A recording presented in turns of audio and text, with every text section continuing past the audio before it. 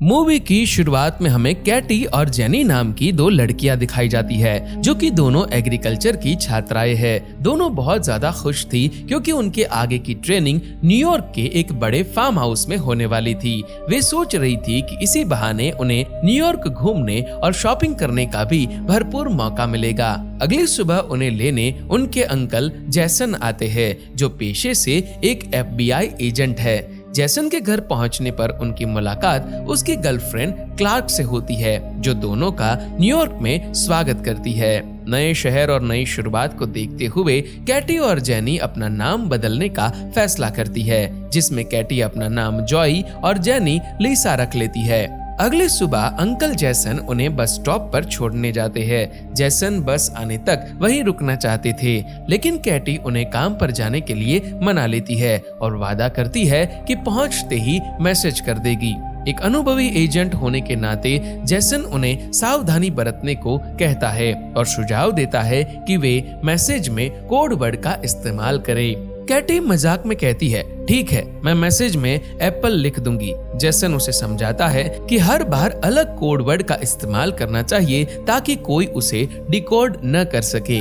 जैसन के जाते ही सड़क से गुजर रहे दो लड़के उन्हें घूरते हुए निकलते हैं। इसके बाद दोनों पास के एक रेस्टोरेंट में कॉफी पीने जाती है, जहां वही दो लड़के फिर से आ जाते हैं। उनके नाम जेड और लुक्स होता है। बातचीत के दौरान लड़कियां उन्हें अपना नया नाम बताती है और कहती है कि वे एक एग्रीकल्चर फार्म जा रही है। जेड बड़ी चालाकी से कहता है, अरे हम भी वहां जा रहे हैं, अगर चाहो तो हमारे साथ चल सकती हो। कैटी पहले तो अनजान शहर होने के कारण मना करती है, लेकिन जेनी उसे मना लेती है। यही उनकी जिंदगी की सबसे बड़ी गलती साबित होने वाली थी। जेड और लुक्स उन्हें सीधे फार्म हाउस ले जाने के बजाय जंगल के पास स्थित अपने घर ले जाते हैं। खतरा महसूस होते ही कैटी और जेनी उन पर चिल्लाती है और गाड़ी मोड़ने को कहती है। तभी घर से जेड और लुक्स की माँ मारिया बाहर आती है। वह बहुत ही ममता भरे अंदाज में उनका स्वागत करती है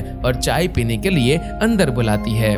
घर के अंदर कैटी को जैसन का मैसेज आता है। वह घबराहट में तुरंत एप्पल लिखकर भेज देती है। जैसन को लगता है कि कोड वर्ड आ गया है, मतलब लड़कियां सुरक्षित अपनी मंजिल पर पहुंच गई है। इसी बीच मारिया उन्हें कुछ खाने के लिए देती है। उसे खाते ही दोनों का सिर चकराने लगता है और उन्हें एहसास होता है कि खाने में नशीली दवा मिली हुई थी। दोनों अपनी जान बचाकर वहां से भागने की कोशिश करती है, लेकिन कुछ ही दूरी पर बेहोश होकर गिर जाती है।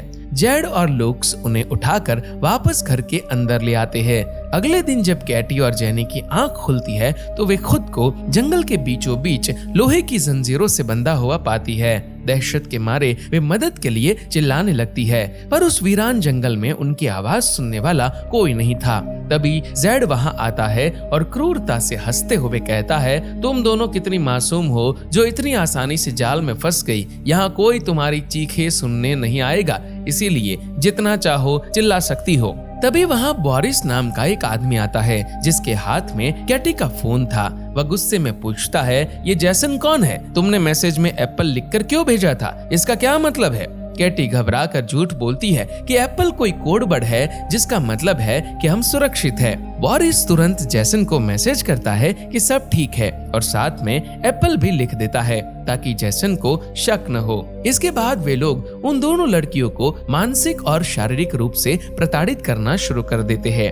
अचानक वहां एक पुलिस ऑफिसर को आते देख कैटी और जेनी की जान में जान आती है। वे उससे मदद की गुहार लगाती है, लेकिन जल्द ही उनकी उम्मीदें टूट जाती है। उन्हें समझ आता है कि वह ऑफिसर भी जेड और लुक्स के साथ मिला हुआ है। वे गिड़गिड़ाती है और उन्हें पैसों का लालच भी देती है, पर उन दरिंदों पर कोई असर नहीं होता। वह पुलिस ऑफिसर कैटी के कंटेनर में जाता है और उसके साथ जबरदस्ती करता है। दूसरी तरफ न्यूयॉर्क में जैसन की चिंता बढ़ती जा रही थी। उसे याद आता है कि उसने कैटी से हर बार अलग कोड वर्ड इस्तेमाल करने को कहा था। डराने के लिए उसके शरीर को जलती हुई सिगरेट से दागता है। जेनी की चीखें पूरे जंगल में गूंजती है। दरअसल ये लोग लड़कियों का अपहरण कर उनसे गलत काम करवा कर पैसे कमा रहे थे। इसी बीच जैसन एग्रीकल्चर फार्म में फोन करता है और उसे पता चलता है कि दोनों लड़कियां वहां कभी पहुंची ही नहीं। अब जैसन बिना वक्त गवाए उन्हें ढूंढने निकल पड़ता है। जेड और लुक्स उन लड़कियों के चेहरे पर नकाब चढ़ा देता है और फिर मास्क पहने अपने साथ ले जाता है। जब कैटी बाद में जेनी के पास पहुंचती है तो वह देखती है कि जेनी की हालत बहुत ज्यादा बिगड़ चुकी है और वह बहुत दर्द में है। जैसन अपनी तलाश में उसी पुलिस स्टेशन पहुंचता है जहां वह भ्रष्ट ऑफिसर तैनात था। जैसन उसे अपना FBI कार्ड दिखाते हुए बताता है कि उसे शक है कि उसकी भतीजी का अपहरण हुआ है। ऑफिसर जब वजह पूछता है तो जैसन कहता है, मैंने अपनी भतीजी से कोड वर्ड बदलने को कहा था पर उसने उसे दोहराया है। इसका मतलब साफ है कि वह मुसीबत में है। वह पुलिस ऑफिसर तुरंत बोरिस को खबर दे देता है कि कैटी का अंकल एक FBI एजेंट है और कैटी ने कोड वर्ड को लेकर उनसे झूठ बोला था। बोरिस घबरा जाता है और जेड से कहता है कि हमें इन लड़कियों को जल्द से जल्द ठिकाने लगाना होगा वरना हम सब पकड़े जाएंगे। कैटी चुपके से उनकी ये बातें सुन लेती है और कांप उठती है। इसके बाद बोरिस कैटी के कंटेनर में घुसकर उसके साथ घिनौनी हरकत करता है। उधर जैसन उसी रेस्टोरेंट में पहुंचता है जहां कैटी और जेनी को आखिरी बार देखा गया था। वहां के एक कर्मचारी से पूछताछ करने पर उसे बोरिस की गाड़ी के बारे में अहम सुराग मिलते हैं। इधर जंगल में कैटी जेनी को बताती है कि वे लोग उन्हें ठिकाने लगाने की योजना बना रहे हैं। तभी जेड और बोरिस वहां पहुंचते हैं और उसी नशेड़ी आदमी को पहरेदारी पर बिठाकर कहीं बाहर निकल जाते हैं। जैसे ही वे जाते हैं कैटी अपनी जान बचाने के लिए एक खतरनाक चाल चलती है। वह उस नशेड़ी आदमी को अपनी ओर आकर्षित करने का नाटक करती है और उसे रिझाकर अपने करीब बुलाती है। जैसे ही वह करीब आता है कैटी पूरी ताकत से उसके गले पर अपने दांतों से काट लेती है। वह आदमी दर्द से तड़पता हुआ जमीन पर गिर जाता है और तड़प तड़प कर उसकी मौत हो जाती है। इसके बाद दोनों लड़कियां किसी तरह अपनी हथकड़ियां खोलती है और पास की झाड़ियों में छिप जाती है। जब वह भ्रष्ट पुलिस ऑफिसर वहां जांच के लिए पहुंचता है तो वे चुपके से उसकी गाड़ी चुराकर वहां से भाग निकलती है। अब वे भाग नहीं रही थी बल्कि मौत का खेल खेलने की तैयारी कर रही थी। वे एक मॉल में जाती है और वहां से कुल्हाड़ी, हथौड़े, टेनिस बॉल और ढेर सारी कीलें खरीदती है। कैटी मॉल के कैशियर से बातों बातों में बोरिस के घर का पता हासिल कर लेती है। दूसरी ओर जैसन भी कार इंश्योरेंस कंपनी के जरिए बोरिस का एड्रेस पता कर चुका था। अगले सीन में बोरिस अपने घर में बेफिक्र होकर म्यूजिक सुन रहा होता है। तभी कैटी और जेनी वहां धावा बोल देती है। वे टेनिस बॉल में लंबी कीले ठोक कर उसे बोरिस के चेहरे पर मारती है जिससे वह लहूलुहान होकर बेहोश हो जाता है। जब बोरिस की आंखें खुलती है तो वह खुद को एक टेबल से बंधा हुआ पाता है। वह डर के मारे उन्हें पैसों का लालच देता है पर लड़कियों की आंखों में अब सिर्फ खून सवार था।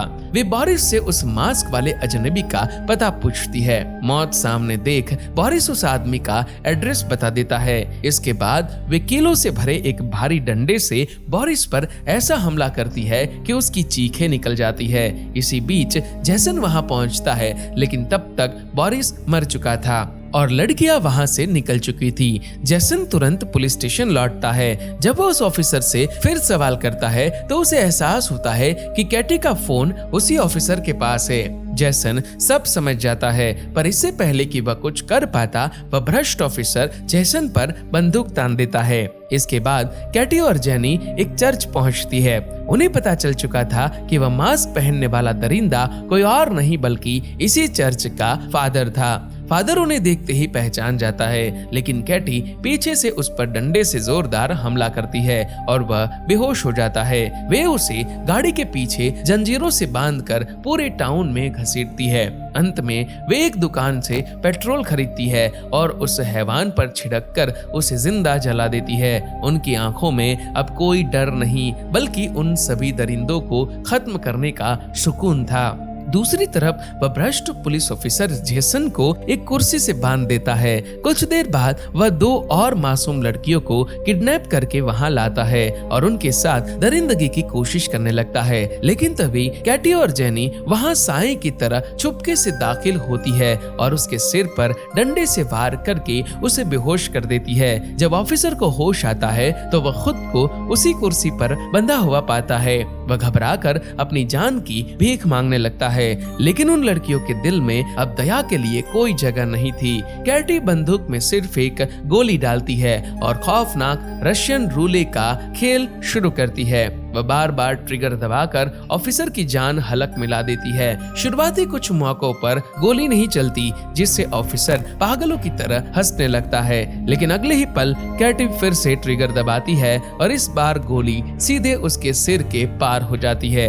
ऑफिसर का खेल हमेशा के लिए खत्म हो जाता है। कैटी और जेनी उन दोनों लड़कियों को आजाद करती है और उन्हें जैसन की रस्सियां खोलने के लिए कहकर वहां से निकल जाती है। जब जैसन आजाद होता है तो वह उन लड़कियों से पूछता है, पर उसे पहले ही समझ आ चुका था कि उसकी जान बचाने वाली कैटी और जेनी ही थी। बदले की अगली कड़ी में जेड और लुक्स की मां मारिया आराम से ड्रिंक कर रही थी। तभी उसे अजीब सा नशा महसूस होता है और वह बेहोश हो जाती है। जब उसकी आंख खुलती है तो वह खुद को बेसमेंट में बंधा पाती है। उसके सामने उसका बेटा जेड भी जंजीरों में जकड़ा हुआ था। कैटी और जेनी मारिया की आंखों के सामने ही जेड को डंडों से इतनी बेरहमी से पीटती है कि उसकी जान निकल जाती है। मारिया चीखती रह जाती है पर किसी को रहम नहीं आता। इसके बाद वे मारिया को लुक्स के पास ले जाती है। वे लुक्स के हाथ में एक भारी डंडा देकर उसे अपनी ही मां को मारने का हुक्म देती है और कहती है कि अगर उसने ऐसा नहीं किया तो वे उसे गोली मार देंगी। लुक्स हिम्मत नहीं जुटा पाता, जिसके बाद जेनी बिना देर किए लुक्स को शूट कर देती है। वे उस बंदूक को साफ करके लुक्स के निर्जीव हाथों में थमा देती है ताकि पुलिस को ये लगे कि माँ बेटे ने आपसी लड़ाई में एक दूसरे को मार डाला। मारिया अब फूट फूट कर रो रही थी और छोड़ देने के बदले बहुत सारे पैसों का लालच दे रही थी, लेकिन कैटी और जेनी उसकी बातें सुनकर हंस पड़ती है। मारिया ही इस पूरे गिरोह की असली मास्टरमाइंड थी, जिसने एक औरत होकर भी पैसों के लिए न जाने कितनी लड़कियों की जिंदगी बर्बाद की थी। कैटी एक चैन सो मशीन उठाती है और एक ही वार में मारिया का अंत कर देती है। कहानी के आखिर में कुछ दिनों बाद अंकल जैसन कैटी और जेनी के घर पहुंचते हैं। वे उन्हें अपने साथ लेकर न्यूयॉर्क वापस आ जाते हैं। आखिरकार दोनों लड़कियां अपनी आगे की पढ़ाई के लिए उसी एग्रीकल्चर फार्म पहुंचती है जहां से उनका यह सफर शुरू होना था।